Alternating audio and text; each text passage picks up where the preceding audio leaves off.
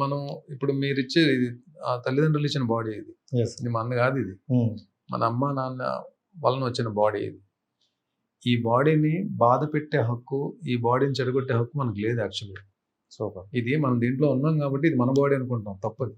Okay. ఇది అమ్మా నాన్న వలన వచ్చిన బాడీ. దీన్ని పాడు చేసే హక్కు ఎవరికి లేదు. మనం బతికినంత కాలం ఈ బాడీలోనే బతకాలి. మీరు మీ బాడీలోనే బతకాలి. మీరు వచ్చిన ఆ బాడీలో బతకడం అంటే కుదరదు కదా. కష్టం. నేను వచ్చి మీ బాడీలో బతకడం అంటే కుదరదు కదా. మనం నడిపే కారే, మనం నడిపే స్కూటరే ప్రతి నెలకు ఒకసారి 2 నెలలకు ఒకసారి సర్వీసింగ్కి ఇచ్చి దాన్ని కడిగేసి సర్వీసింగ్ జాగ్రత్తగా ఉంచుకుంటాం. అలాంటి జీవితాంతం బతికే బాడీని మనం ఎంత జాగ్రత్త చూసుకోవాలి. ఇది జాగ్రత్త చూసుకోవాలి అని చెప్పండి. మనకి తెలియకుండా కొన్నింటిలోకి వెళ్ళిపోతాం. అలాగా కొన్ని అలవాట్లలోకి వెళ్ళిపోతాం. అది తెలుసుకొని ఇది కరెక్ట్గా తెలుసుకునేప్పుడు లేట్ అయిపోతుంది. ఈ లోపల బాడీకి జరగాల్సిన డ్యామేజ్ మొత్తం జరిగిపోతుంది.